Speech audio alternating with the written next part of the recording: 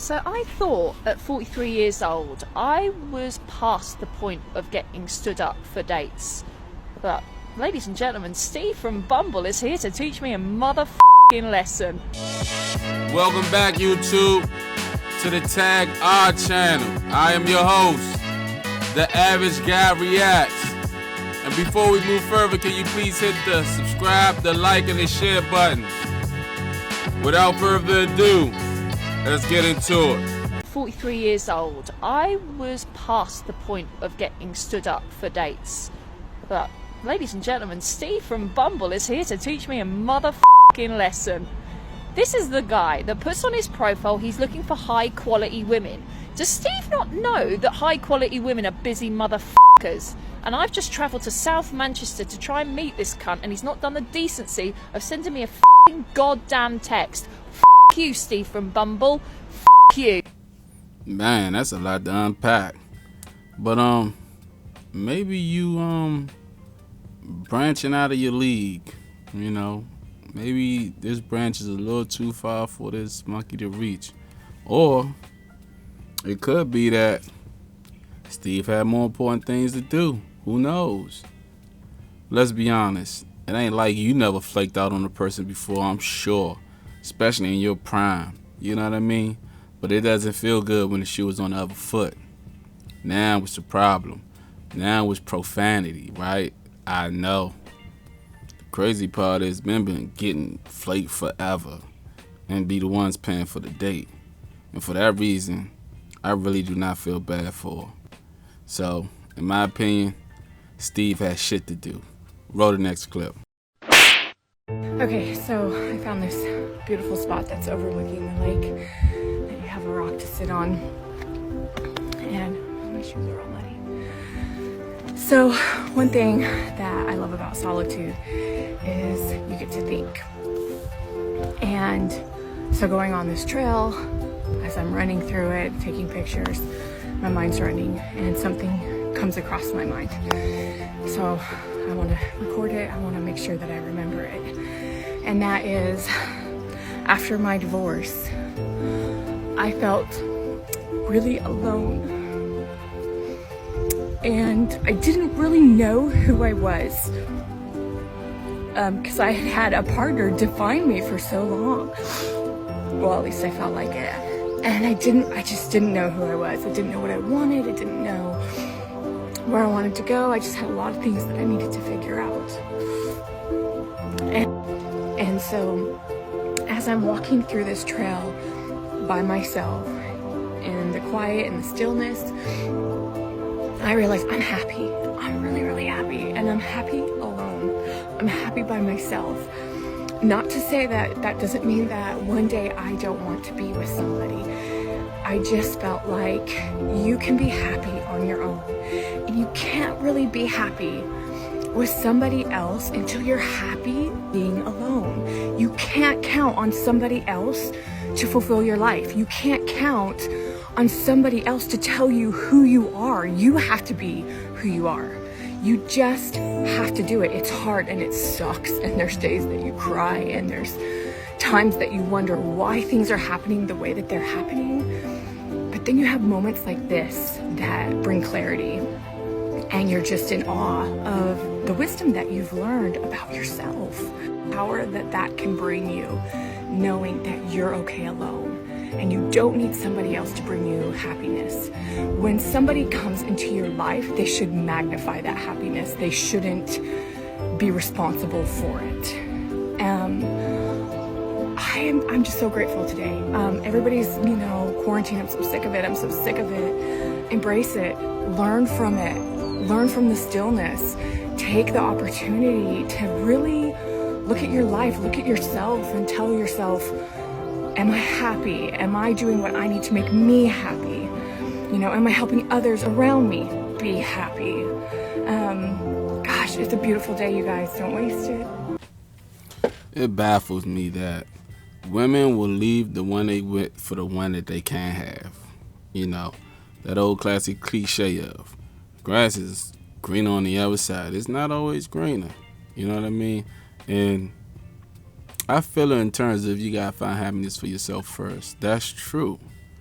But shouldn't you thought of that while you was in your marriage? I mean, shouldn't you have probably fought for your marriage? Or what was the whole purpose of getting married in the first place? For that reason, man, I really don't feel bad. You know what I mean? Like, your best years is gone or behind you. You know, what's left is, man, brutal out there in the dating world. I mean, it's not a fun place to be at that age. But hey, we all make our beds and we lay in it. QT guy really got me in my feels, and I am crying because, well, let me tell you what happened. Okay, today I had to take my car to the shop, and he offered to pick me up and we go work out together, and we did, and it was wonderful. And then we went just for a quick Chick-fil-A lunch, and I had to get some grocery shopping done, and he came with me to get some groceries. And when we got up to pay, he wanted to pay for, why am I crying? He wanted to pay for the groceries for my family. And I didn't let him. And then we got to the car, and he told me to get in the car, and he would put all the groceries away. And I didn't let him. I needed to help, right? And then he was like, I'll put the cart away. And I was like, no, I got it. I didn't let him. I'm not used to someone loving me this way, treating me this way. So it's like uncomfortable. And I'm so mad at myself for not letting him just be the man that he wanted to be. And I'm going to tell him tonight and apologize. But I'm also really mad at myself that this man is probably only a couple inches taller than me. I don't know. He's probably like 5'7". You know, one of the dating apps I've never went out with. I never would go out with anyone under 6 foot. What the fuck? I also wouldn't go out with a man that had a blue collar job. What an asshole I am. This man is so great. He treats me like a queen. And I don't know how to deal with it. I'm trying. I'm going to learn. Yeah, I'm going to learn. Because goddamn, like, yes, I will take that. I don't care how tall you are and how much money you make. If you treat me like a queen and you're so kind to me like he is, I don't know if he's the one. But God, has he given me hope and changed my whole perspective on dating. So, just wanted to give you all an update and let you see that I'm a crybaby. See, this is one of them throw-offs, right, where, you know, she reached the end of her peak before she get a good dude, when guys been telling her what a good dude is like forever. But because the dude don't reach a height requirement, all of a sudden, you know, she cancel him out. And she crying because, in my opinion, she crying because the dude that she prefer to do them things is not doing it, and a guy that she didn't want to do them things is doing it and is wearing her down. And she being worn down because now she feel like, damn, this is good. But these guys been in your life your whole life. But see, you overlooked them because of height requirements and, I guess, toxic guys. You like them guys over the nice guy, right? So you done went your whole life dealing with alpha males, probably, man, body slamming, power drilling, and tossing you up. And now that you alpha widowed at 40, 50, now the nice guy's not looking so bad. And now he treats you like a queen, the way you want to be treated, all of a sudden. So therefore, I really don't feel bad for you. You know, if I was that guy, I would fly the coop, run as fast as I can, get away from that person, because even though she's on TikTok crying, She's not gonna respect you because of you don't meet her height requirement. She say she don't care now, but then if 6 foot Big John Stud come along, she gone again. Roll the next clip. I got all dressed up for a date, and he stood me up for a second time. So I put on my happy face and decided single life hurts less, so no more dates for me. Yeah, this is another example of, I think, female reaching for a branch that's out of her league. I mean, you're older now.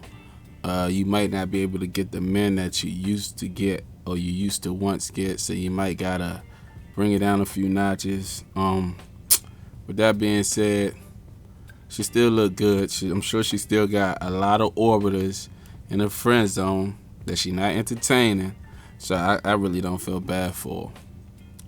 Yeah, roll the next clip. Hey TikTok friends, this is for the lewdies, the gays, the theys, straight men. Please go. I'm tired. I'm tired.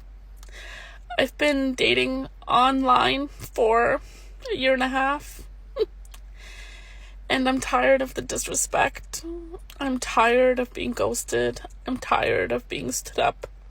I'm tired of plans being cancelled at the last minute. I'm tired of wanting to be friends with benefits, but actually not wanting the friends part, just wanting the benefits part.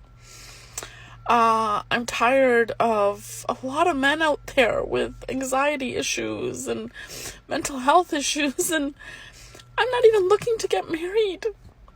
I've been married and I don't want to do that again. I just want to have a good time. I want to have fun. I want to spend some time with somebody. I wanted somebody consistent in my life to do things with, to have sex with. But that seems way too much to ask. And I'm just really tired. Please tell me it's not just me. To be honest, it's not just you. It's most women at the age of 40 still trying to date. Most modern women, you know what I mean? The outcome and the results is all the same. So, no, you're not by yourself. Unfortunately, you should have took advantage of your youth when you had a chance. And now you're at the age where dating is becoming more of a, how can I say this, a battleground. I guess in summary, it's safe to say that basically, if you with somebody, especially in a marriage, I think it's best on your best interest to, pretty much, fight for it. You know what I mean? Because it's not really going to get any better than this in terms of dating at your 40s. And for all you people that's 40 and still single and trying to date, I mean, you know what it's like out there. I guess your standards and what you're looking for and your requirements will probably have to be reduced. And in some cases, with some of these delusional realities or expectations, reduce dramatically. Yeah, because I mean, obviously you gave the best years of your life, into partying and having fun and being single and independent, and now you don't really want that life no more. But that's pretty much all that's left, because majority of the good people are taken at this point. So you're not gonna get the top of the crop. And I'm not saying what's left is really the bottom. I'm just saying it's not going to be probably what you expected. Or you can just not deal with it and be single for the rest of your life. I mean, it's your choice. But that's all I have for you for today. So, yeah. Catch you on the next one.